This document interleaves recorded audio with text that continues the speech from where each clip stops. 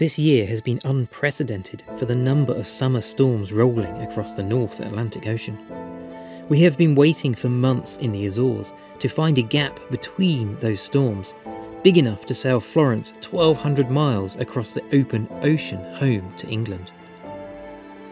Finally, we think we have found one, but the weather in the North Atlantic Ocean is unpredictable. And since we will be at sea for nearly 2 weeks, the chances of getting caught out in a storm are high. As we leave the security of safe harbour in the Azores, we don't know what we will face. We are Amy and Matt, and this is Florence, our home and safe haven upon the ocean. Together, we have sailed almost 50,000 miles around the globe on a 7-year voyage of discovery. And now it's time to sail back to where this journey began.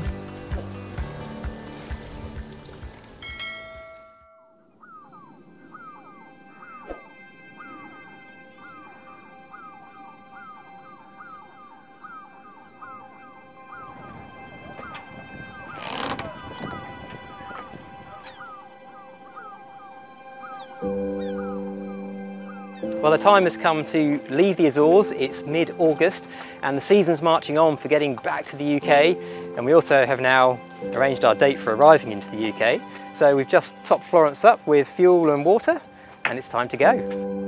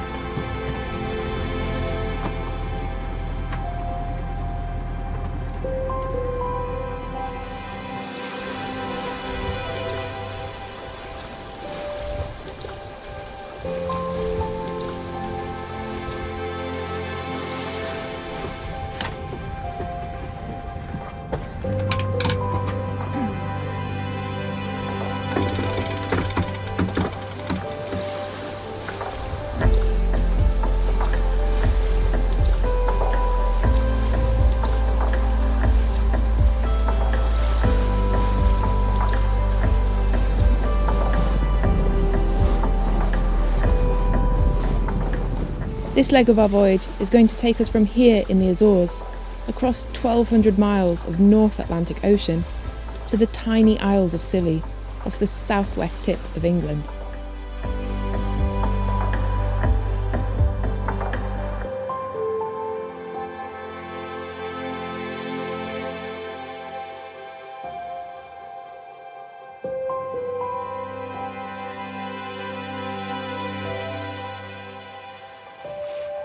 Well, it's a stunning day out here sailing between the islands in the Azores, and we're expecting these calm conditions until about 11 o'clock tonight. In fact, we're expecting the wind to disappear before 11 o'clock tonight, when it should come in again from the west, which is the direction we want to blow us nicely on our way to the Scillies.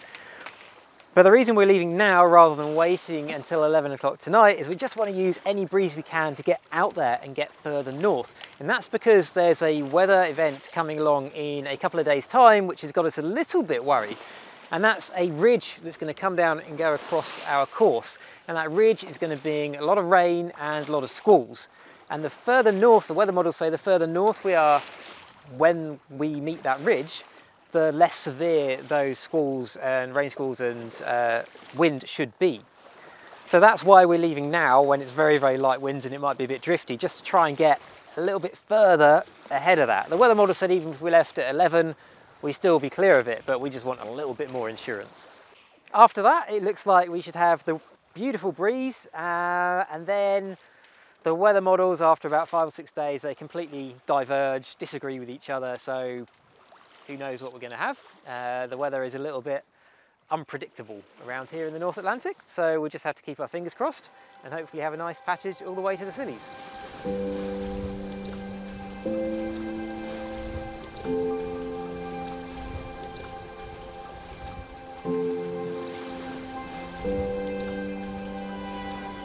It's really nice that it's such a calm day today, because it's helping to ease our nerves a little.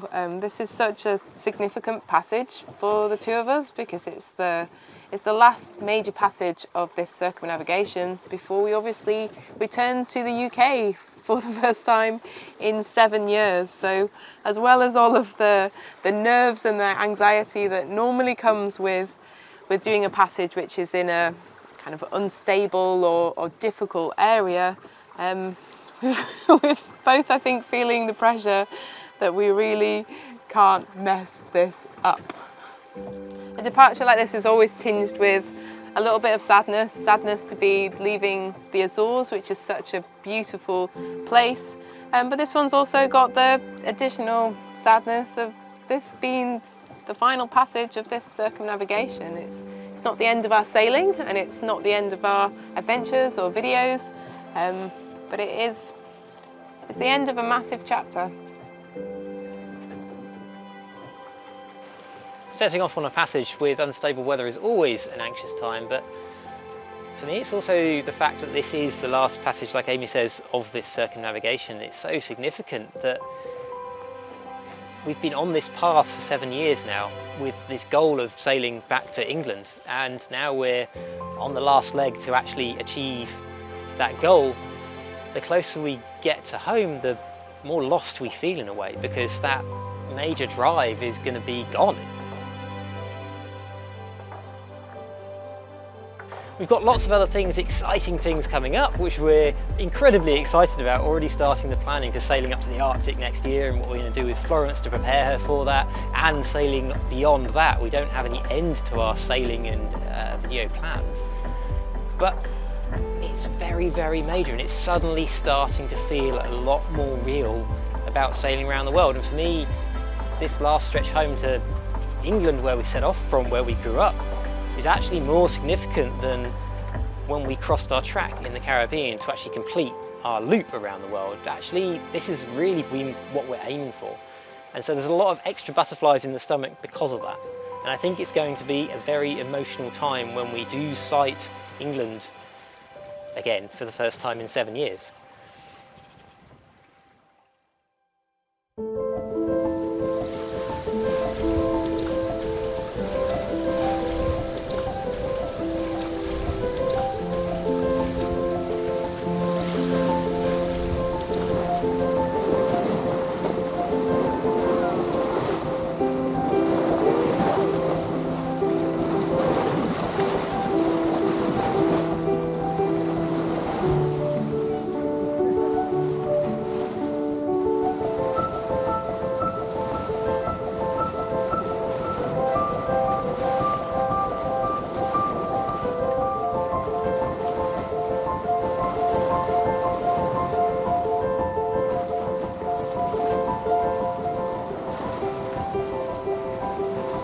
How beautiful was that?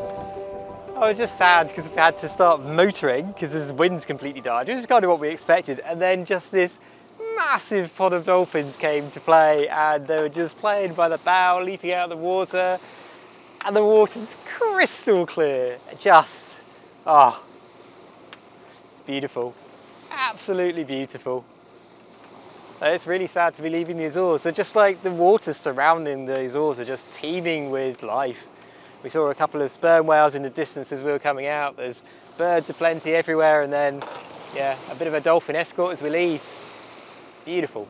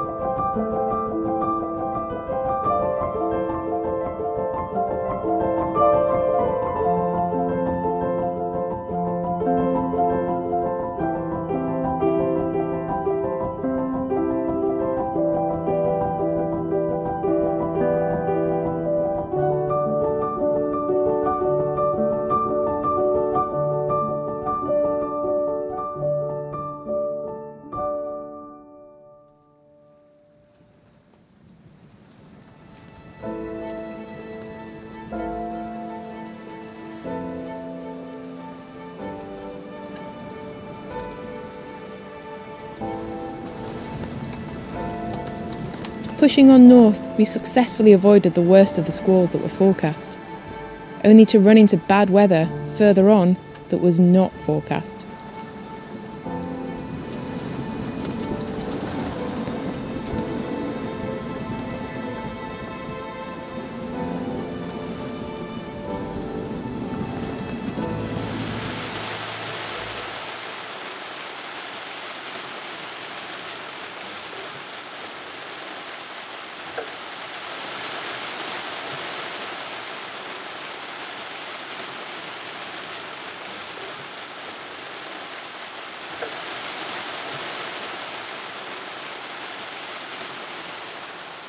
So the first couple of days were really good, we made loads of progress, but today's just been wet all day, well, all afternoon.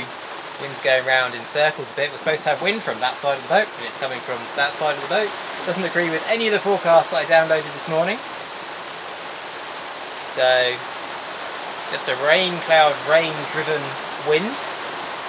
Just got to make the best of it, keep adjusting the sails and try and sail through it. Hopefully, at some point it will stop raining and the wind will go back to the direction it's supposed to be coming from, and we can make some better progress because we're going pretty slow at the moment. Sometimes you have to be careful what you wish for.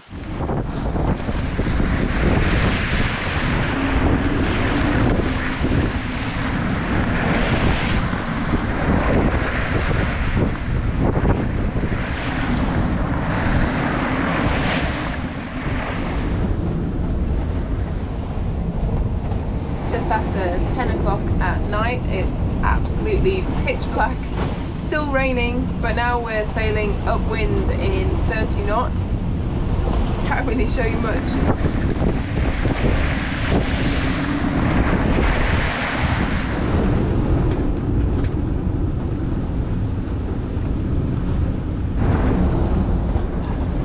It's a bit wild, but the trouble is that we can't just turn and run with this because we'd be running into the Bay of Biscay, which is definitely not something that we want to be doing. So we're just going to have to try and keep as much height or sail as close to the wind as we can and hope that this passes.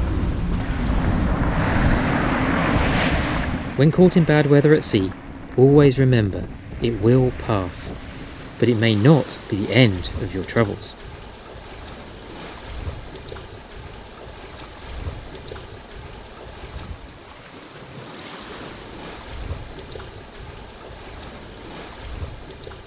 So what's happening, Matt?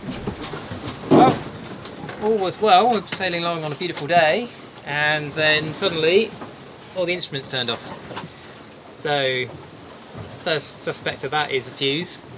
Of course, change the fuse, it goes again. So we've got a short circuit somewhere in the instruments loop. Now it's not too much of a problem because we have the chart plotter on a separate fuse. So it's on a completely different circuit. So we've still got a chart plotter which has got our GPS position, speed, that sort of stuff. So the main thing that we're missing that's linked to our instruments is the autopilot. It doesn't really matter if we don't know what the wind direction is, we can look outside. Our depth would be good as well. So I'm just disconnecting all of the instruments and then reconnecting them up one at a time individually to see if that's what's causing the fuse to blow, and then theoretically if that's the case then I'll just leave the one that's causing it to blow unplugged and we'll do without that one for a while. But yeah, just means taking all the panels off to get to all the wires and disconnect them, which is not easily done when the boat's rolling around. You're trying to do it before it gets dark? Yeah, and I'm trying to do it before it gets dark, yeah. Good job we got long daylight evenings.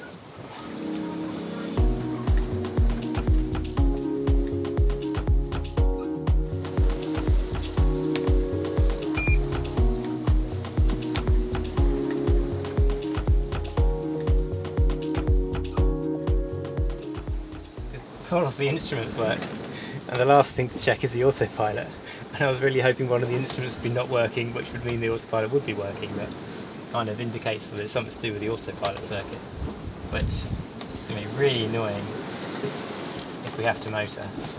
When we're sailing, it's not a problem because we use the wind vane. This is what we're using at the moment. It's not a problem. We don't use the electric autopilot that much, unless it's very light winds and the wind vane can't cope, or we're motoring, because you can't use a wind vane when there's no wind when you're motoring. So, okay, that's annoying. Well, it might not be that. We'll see. Might be something else.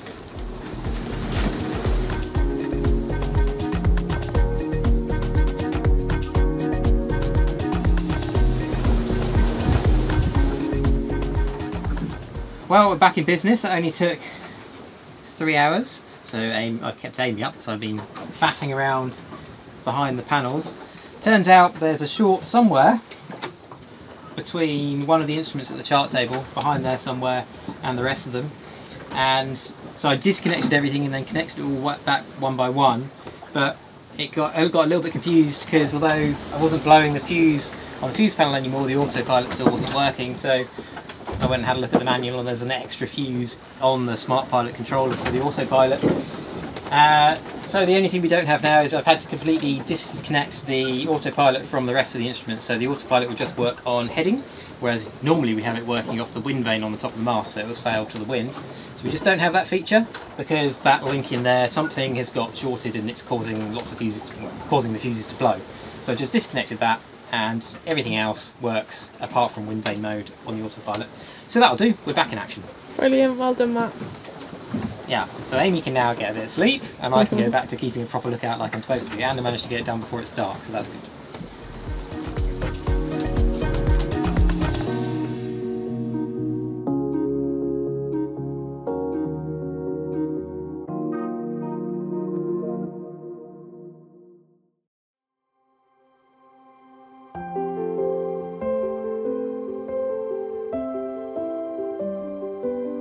As we sail closer to the English Channel, we start to see more and more ships sharing the ocean with us.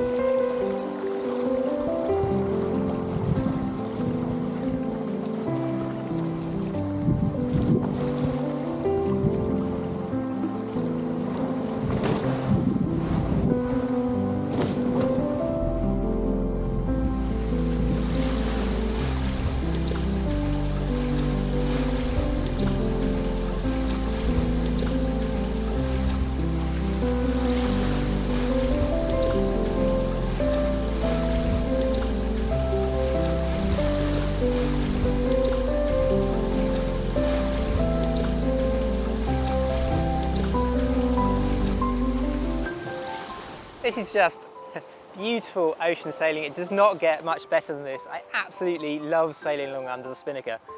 And it's really nice that we're getting some beautiful sailing like this on this leg back to England ahead of our winter refit. Because if we'd had some really gnarly, horrible weather on the leg home and then a winter refit, we wouldn't be as enthusiastic, I think, to go out sailing again. But just having sailing like this, it just makes me so much more enthusiastic for the sailing we've got coming up next after we've done our winter refit. Sailing north, sailing up to the Arctic. Although it's not going to be, I'm not going to be sat, I don't think, in a pair of shorts on the deck up there. But yeah, this is just beautiful sailing. I absolutely love sailing with Spinnaker. Feeling quite emotional about returning home to England, and it's not really the country, it's more family. I haven't been home for the entire 7 years that we've been away sailing around the world. My parents did come out to visit us when we were in the Caribbean at the start, but I haven't seen them now for 6.5 years. And they said that actually they've just emailed us to say they've booked some accommodation to come down and see us when we arrive into Falmouth. So I'm really, really, really looking forward to that. And yeah, I'm being quite emotional about that, to be honest.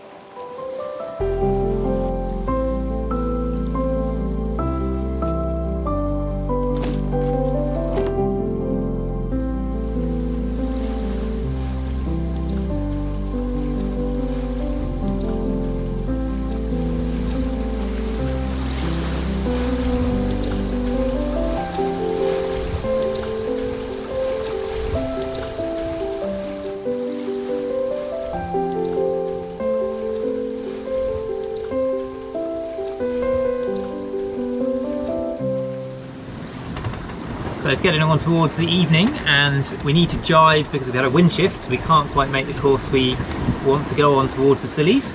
So we're going to jibe, but also because it's breeze has picked up a little bit and we're going into the night, we prefer not to sail with the Spinnaker through the night if possible. So we're going to drop the Spinnaker, jibe, and then put the genoa out on the pole on the new side. And then that should take us through the night. The first thing we do before dropping the Spinnaker is ease the pole forward so that it's easier to reach for the drop. I ease the guy rope from the cockpit while Matt simultaneously pulls in on the tack line on the bow to keep the sail under control. Then I prepare to let the Spinnaker sheet off once Matt's ready to pull on the Spinnaker snuffer line through the block on the foredeck. If you want to see how we set this sail up in more detail, check out our top Spinnaker tips video, which was episode number 94. Once Matt has the Spinnaker snuffer sock pulled all the way down, I join him on the foredeck to help drop the Spinnaker.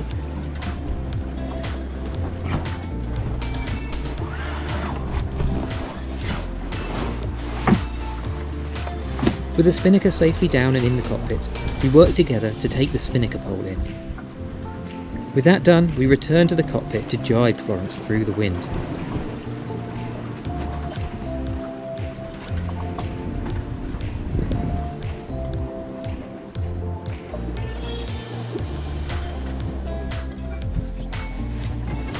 The first step for the jibe is to remove the preventer from the boom. Then Amy takes the helm and I pull in on the main sheet to centralise the mainsail, which reduces the forces on Florence and all the equipment when the sail jibes over. Okay, ready to jibe? Once Matt is ready, I steer Florence through the jibe and get her settled on the new course. Then we can set the preventer on the new side and get ready to pull out and goose wing the Genoa for the night.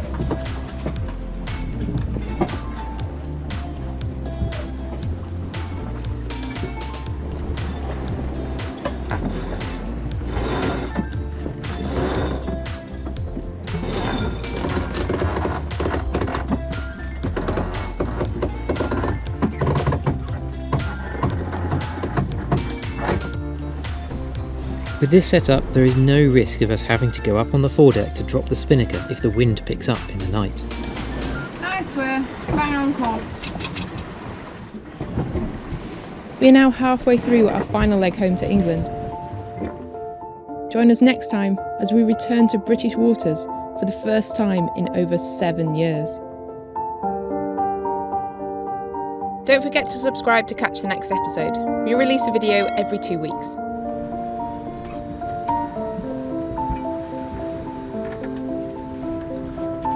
As always, we want to say a massive thank you to everyone who supports the making of these videos, and especially our star patrons.